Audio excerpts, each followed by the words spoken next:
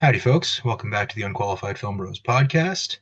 Tonight we are talking about this year's Best Picture winner. And by this year, I mean the year that ended about a month ago. Sean Baker tying Walt Disney's record and setting a record of his own at the Academy Awards for ANORA. Mikey Madison stars Cinderella story with the Russian oligarchs and shit. What'd you think? Cinderella? I don't know about Cinderella. That's how it was described in one of the descriptions I read. Well, I they would need to go consider to that jail. wrong. They need to go to jail. I would consider that Straight wrong. to jail. Um, yeah, I mean it's kind of a fairy tale, I guess. But Cinderella's maybe the wrong one. I don't know. When we talk about Cinderella stories in sports, that's not like the story of Cinderella. It's just a word for a fairy tale. Yeah, but this Yeah. isn't a fairy tale. I don't know. So, Honora, what'd you guys think? I mean, I liked it. I still would have given it to the Brutalist, but I think Mikey Madison is very good. She definitely deserves the Oscar. Over Demi Um, Moore, really? I mean, yes, obviously. Demi Moore was great, but this is a better acting performance for me. Okay. And a lot of that was riding just on Demi Moore being, Demi Moore. I mean, she'd been in so many movies. Mikey Madison is rather young, and this is her, I guess, breakout role. I mean, Yeah. I guess you could consider Once Upon a Time in Hollywood getting her into Hollywood, but she's very good. And Sean Baker does a good job. I mean, he writes everything. The direction's great, the editing is great. It all fits together seamlessly, which makes sense considering it's the same guy. Um, you definitely understand every cut has a meaning, it's like he's moving things from one area to the next. They feel very much in time with the direction of the movie. That being said, I like Sean Baker. I'm not as much of a fan of his screenplays just because they're very crass and I don't know, sometimes uninteresting, but the stories he makes are really good. I get the point that he's always been one of those like I want to make something real, which makes they are realistic. It's just if you listen to a real person speak, sometimes it doesn't make for a great movie for me. But this is one of his best. I mean, yeah, Mikey Madison drops the F bomb like a million times, but you feel the weight of everything. There's an emotional like feeling to everything, and also we as the audience should be screaming like, "What the hell is happening?" the entire time. It's like you kind of see it coming, but it's kind of insane what happens. Comedic in one, in some ways. I saw it labeled as a romantic comedy, which I It's a mean, comedy drama, sure. there's comedy in there, there's romance, but yeah, it ends on a sad note. So I don't think you can consider it a comedy. It's the Shakespearean definition, but I think it still kind of holds. If things are funny and it ends on a sad note, it cannot be a comedy. But yeah, I mean that was a long answer, but I really, really enjoyed it. Yeah, I agree with everything you said. I mean, I think the end does sneak up on you a little bit. You are, we've used the word fairy tale a couple of times already. It's And like Cinderella, but they only have half of it. She just goes back yeah, to being nobody and torture. yeah. But also the whole thing, sorry to cut you off, just No, one more thing. I think it kind of blends with the sex work, which is like abuse, exploitation. It's like she's there, but nobody's really, Vanya's not loyal to her. It's sort of Right. just the same thing that it's always been. Just extended, time as a sex worker, I guess. yeah. I mean, she feels the weight of not kind of returning to that life, but also just like the weight of feeling some kind of connection and passion towards somebody, whether that's positive Yeah. or negative. There's some feeling and emotion and just raw this like that she just can't control, and that's what the end is Yeah, like. that's that emotional release in the car at the end, Yeah, right? Yeah. She's had all of this, like the entire movie, even up to the annulment and dissolution of the marriage to Vanya, like all of that has been building up inside her, and she has not had that sort of release. She's gotten angry and she's yelled and lashed out. She's gotten physical, but she hasn't really had that drop where it all hits her. And then it does right at the end, and we see just this full on meltdown, letting go, and just falling and crying inside the car. Yeah. And the movie I mean, ends. Vanya's mom is a bitch, so Well, yeah. it is what it is. But also, I think, yeah, Vanya was like ignoring everyone, ignoring her specifically. It's like as soon as he said something, it's like, yeah, we're getting divorced. Are you stupid? Yeah, and I think And that that I think that from that drop. moment on, Good. yeah, from that moment on, I feel like it was all just boiling up. It's like yeah. she still had hope for a bit. It's like, oh no, he's gonna come back.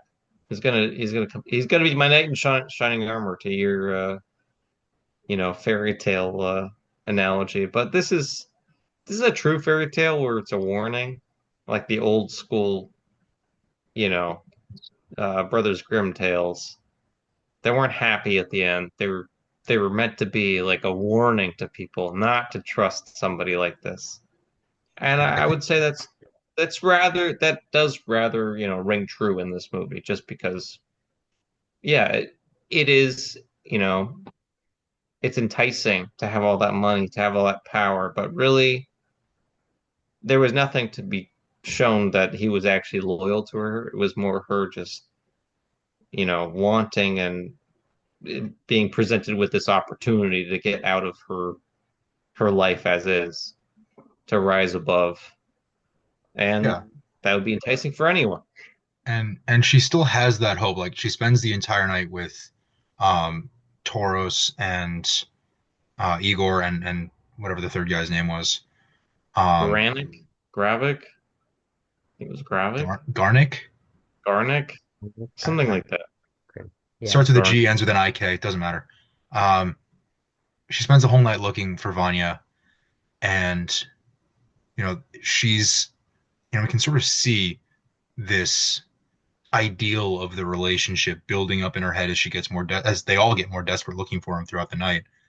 Then we sort of get our first indication of where Vanya's gonna end up with the relationship by the end of the movie when we see him back at HQ with Diamond, and then how he sort of treats the reunion with Annie.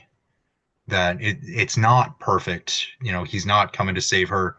She's not even really coming to save him. It's just an imperfect sort of, what's the word I'm looking for? It Well, I think she's already it's felt not. betrayed, so she's going Yeah, for. betrayal. That's what I'm looking for. Yeah, I He mean, he betrayed her, and she's seeing that, but she still has the hope. Even throughout much of the third act of the movie, she still has that hope that he's gonna come through for her. He's going to stand up to his parents. They're not going to get the divorce or the annulment. Everything's going to work out and they're going to get their happy ending. and she very clearly has more fight than he does. Well, that much is true pretty much from the beginning of the movie. Yeah, I but mean, I think her it anger rings true, and her especially. lashing out are defense mechanisms for, the line of work that she's in. She's got to be tough as nails, um, like at all times. And she's had to scrap her entire life. And, going back to the ending, right? Like that's the only moment that she's really been able to be vulnerable and let her guard down for real the entire movie. Um, Yeah,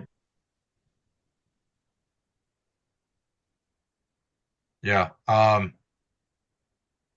That whole scene at the end with Igor. And by the way, Yuri Borisov, who got an Academy Award nomination for Best Supporting Actor, Very, very strong performance. Um, I did not get the hype about his performance until the last couple of scenes. Like he was Well, very much along for the ride, and then he turns into this sort that's of kind of how movies work, you know. yeah, you're right. But like I don't know, he surprised me based on my own initial perception. Yeah, I mean, I watched A History of Violence recently. William Hurt got the nomination, and he's only in it for like the last, I don't know, 10 minutes, and of that, he's in it for like 5 minutes. Sometimes you just put in a good performance. But yeah, I mean, I think he's kind of like almost the heart. He's the stable one in all of this. It's like he understands what line of work he's in, but also hates it and makes nothing about himself until the end, where he eventually talks about his name, things like that. But he's really the most honest one. It's like, and it's nice that he gives back the ring. And he's also the one that when we're introduced to him, he's being told off to not do anything rash or crazy and not fly off the handle. Yeah, And it's like he ends up being the most reasonable one. But at the yeah, same time, he's also the one who ties her up and holds her on his lap so she doesn't lash out. He's the one who gets bitten in the neck. She also, yeah, I was gonna say she also bit his neck, so um, So not he has unwarranted. no reason to be reasonable. He has no motivation, no incentive to be a good person to Annie. no, I No, think but that's one of the but comedy he parts, I would understands But say. his he position of power exactly. and physical power over her too. Yeah. Like he understands that he very easily could hurt her even by accident. But I mean, it really feels like all the people are just like, I don't want to hurt you. I just want you to stay here. And she fucking like bites one and kicks one into a table. It's a very weird power dynamic where it's like they have power over her, but she's the one hurting everyone. But I think it's meant to be kind of like a comedy in that part. I mean, there is the power dynamic, but it's just really funny to watch these guys, scramble and Because they're figure not out how to evil. keep her. Like, Yeah, it's they're just kind of they're just kind And of dumb. it's also very grounded physical violence, right? There's nothing like fantastic about the way that she goes about assaulting these guys in that scene. It's very realistic, very much on brand for a character of this ilk, where yeah. I mean, yeah, it's it's got believable for Annie to slapstick. do this. It's pretty slapstick, but yeah, not in a ridiculous way. Just in the you don't expect this, and also the fact that the two henchmen are just trying to keep her in place, not to do anything more. Yeah, And and you got the guy, Tosis, is that his name? Toros. Toro. There, yeah, Toros, in the car, just like, what the hell is happening? It is a very slapstick scene. There are some comedy moments in this, but throughout, I would say it's more of a drama, a romance drama than comedy, especially because at the end, it's pretty heartbreaking. It does not end on a good note. Yeah, and I think it takes a while to get into its inciting action of their marriage, right? They don't get married in Vegas until almost an hour into the movie. Yeah, well, But I mean, the it, first is kind of the fairy tale up into the yeah, marriage. It's like you're but just partying all the time, having fun. yeah, honeymoon phase. Um, but you know, before the wedding. But my point Yeah. was that we need that look into what Annie's life is in order to make the end hit as strongly as it does. If we don't know what shitty life she's returning to, or what quality of life or lack thereof she's returning to after this whirlwind week with Vanya, then the ending and that release of where she's going, where she's headed after the movie ends, doesn't have the emotional resonance that it does in the way that the film plays out. Yeah. So, what do you think this movie gains? And Ben, you touched on this a little bit earlier at the beginning of the episode. What do you think this movie gains from having Sean Baker do the writing, direction, and editing? What do you think Same is Well, thing. Any. improved in this it's film? a unified vision, right? Like Yeah. I mean, there's one guy that knows what he wants to do, whether it works or not is going to be on him. yeah, it's not exactly a new thing. Though No, editing your movies is pretty crazy, but normally even if a filmmaker doesn't edit their movies, they're closely in touch and follow the editor. So yeah, I mean, it gives a very unified vision, but somebody that like writes and directs their own screenplay, or even somebody that just knows a screenplay and directs, can do the same thing. But if you really want to tell your own original story, which Sean Baker does a lot of, this makes a lot of sense, especially because it's, independently produced by essentially him and like his wife. So yeah, the same with The Brutalist also, but it saves money if you know how to do it. don't I know it? I'm working on a micro budget project. Um, yeah, I totally agree. I think Baker knows exactly what he wants out of this, from the writing standpoint into the direction and then into the editing, all three phases. The presentation of this film is uniquely his vision. Sometimes a film is, or a lot of times, a film benefits from having multiple perspectives involved, but I think this one makes the opposite case. I think that this one would not have worked as well if Baker didn't have his hands in all the different pies, as it were. I guess I have no idea. Again, most filmmakers are typically involved in a lot of those processes anyway. It's just whether or not they're proficient enough to do it. Yeah, very, very collaborative. But this is an indie film. I mean, even from the story itself, I mean, it's not like small budget, but it retains the smaller focus on a few people. Didn't Chloe Zhao do Nomadland writing, directing, and editing? No clue. I mean, I think she wrote it and directed it. I don't know about editing. Like, I'm gonna look it up.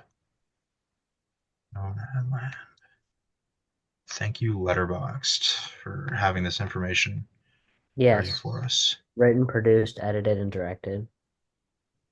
There you go.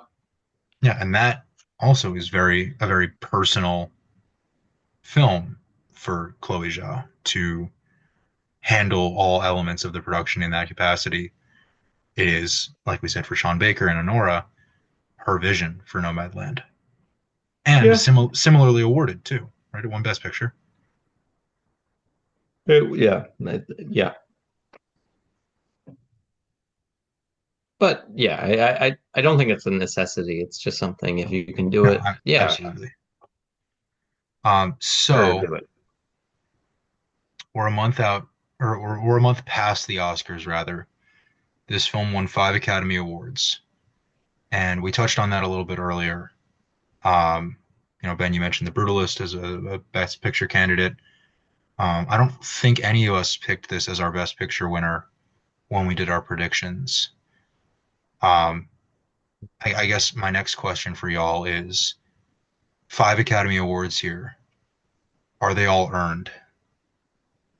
I mean, it's a vote. Earned is a loaded statement. It's a vote, but the same like Don't ask the if they're voting process earned. is least Ask if you disliked. would pick something else. All right, would you pick Earned something sounds else for all of these? for all of them? For all of its No, 5 awards? no. But again, I just want to make the case. Earned is a pretty loaded statement. I think all the movies earn the right to be there. Um, We're I also a month mean, past its win, yeah, but yeah, I mean, nah, it I doesn't. would give The Brutalist to best film, best director, and I don't know about best written. Probably best screenplay. I like that one more. This is a very good film. It's just I thought The Brutalist was really, really fantastic, and I guess just was a bit more of a broader view. I guess I still am biased against romance. It's a common genre, and so I get bored of it. Not to say it's a bad film, though. I mean, it's really, really well done. My personal opinion would put The Brutalist above everything, but Mikey Madison probably deserved it. I think she's earned that for sure.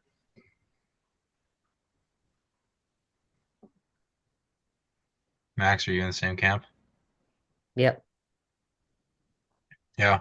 Um, Definitely can't argue about the direction of the editing. Um, Best Picture for me, it doesn't reach the same sort of echelon as an Oppenheimer or an Everything Everywhere All at Once. Granted, those are much larger scale movies, um, but Yeah, they've all won Best Picture. those two are not very similar, but They are the two most recent Best Picture winners before this. I know, but Everything Everywhere All at Once was an indie film, That's true. and in all purposes, it was kind of smaller. It took the really low CGI route of time travel and all that. That's fair. Also, it was extremely about romance and relationships, so it's like a sci-fi version. I don't know. Not no, it's not a sci-fi. It's an independent film. I wouldn't say that it's similar to Oppenheimer in scale and budget and good Lord, the cast. Yeah. I do like the independent nature of this film. I like the relative, at least to an American audience, the relative unknown nature of much of its cast. Again, Mikey Madison has had two big roles before this, Scream and Once Upon a Time in Hollywood. So I mean, this is, as you said, Ben, this is her breakout role. Yeah, well, it's been done before. Won an Yeah. Oscar at one of your first roles. She's the first Gen Nicolas Z Cage did that. actress. She's the first Gen Z person to win an Oscar for acting. Yeah, it's pretty cool. Mhm. Yeah. Um, I do want to touch on the screenplay because it did win the Academy Award for Best Original Screenplay. And before we recorded this episode, I just rewatched September 5, which I think is a better screenplay. And I don't even know if I picked it to win. There are issues that I Yeah, I have mean, with this script that I don't know. It just the script I think was the one part of this movie that was underwhelming for me. The story was good, performances were good, direction, editing, everything we've touched on already. again, it's Sean Baker's style to write in this way. I mean, if you've watched any of this other stuff, it's pretty much it's crass and it's real to him. And honestly, probably is mostly how people speak. It does not have the Hollywood dress up that a lot of things have. But yeah, I mean, I like the setup of September 5 more. I think either that or the Brutalist I'd pick, but I can't knock him for trying to go for something different. I mean, Yeah, that's no, it kind of was, what, as you said, it was very authentic to the world he was trying to present. Um, you keep saying real. It did feel real. and again, I mean, it wouldn't be the same movie if he had dressed it up. Right. So I don't know. That was probably my biggest knock against it was I didn't I, love the script. I mean, it's fine. It's just for Oscars, it's like I can pick things, but if something else wins, it is what it is. I pick something else. It doesn't mean that anything else earned it or deserved it. All worthy of their place there, right? Yeah, them and plenty others that weren't nominated. It's a accommodation. It's not a sign that something's great. So during the junket for this movie, Baker talked a lot about how he had developed these relationships with the sex worker community, how he tried to make the film as authentic as possible. Do you think, this is probably not the best way to phrase this question, but how do you think that authenticity comes through in the film? I really need to answer that. I mean,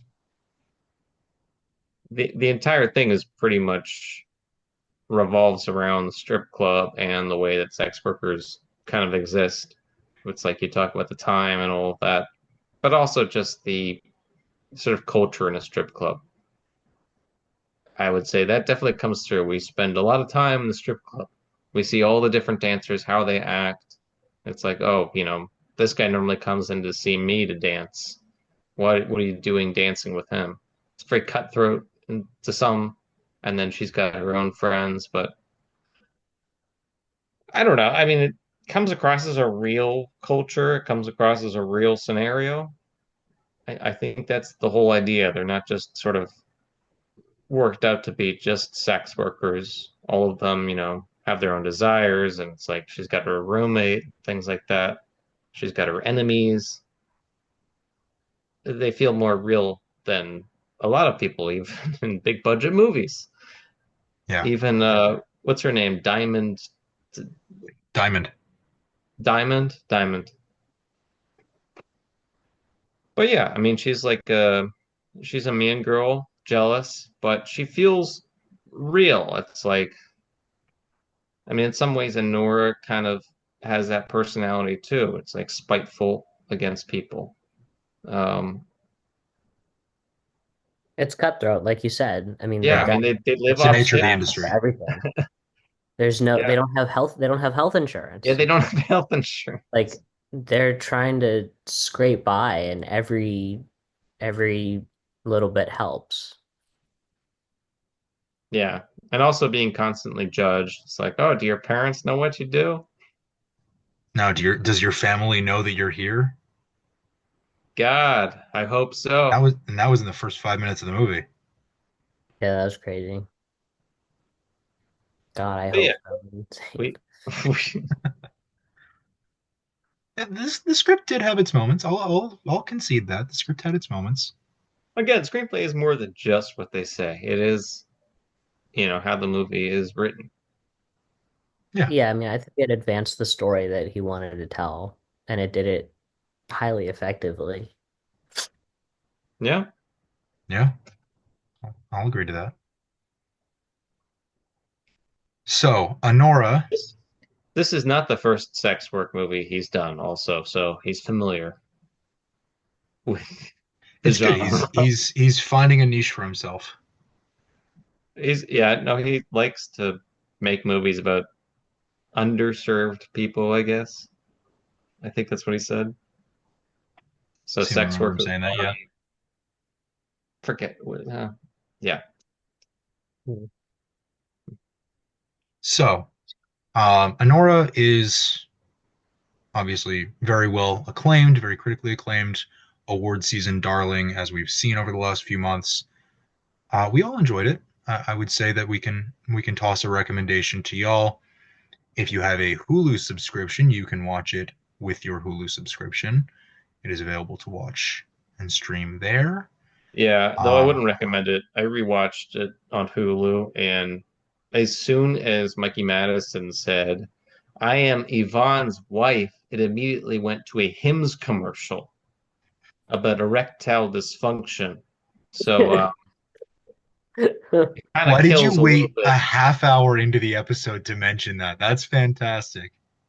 I should have recorded it, but it was amazing and just horrendous. It completely ruined the scene, but it was an amazing timing. Amazing. So enjoy Hulu with ads as you watch Honora and As, completely undercut as some of Sean the Baker most intended. completely undercut some of the most dramatic moments of the film. Enjoy this film as Ben intends you to enjoy this film. I do not endorse this. Sean Baker, I'm sorry. Blame Hulu though. Yes, blame Hulu. All right, we will be back next week. We're doing a new release again. We are revisiting Jason Statham for the first time since Beekeeper last year, The Beekeeper, when Jason Statham tries on another line of work. He is a working man. A We are construction worker. excited Very to specific. see him Good kick some old blue ass. collar beat down coming up. Blue Collar Beatdown. That's the name of next week's episode. Stay tuned for that. All right. Enjoy Anora. Enjoy A Working Man this weekend. We will see you for all of that and so much more next week. Have a good night.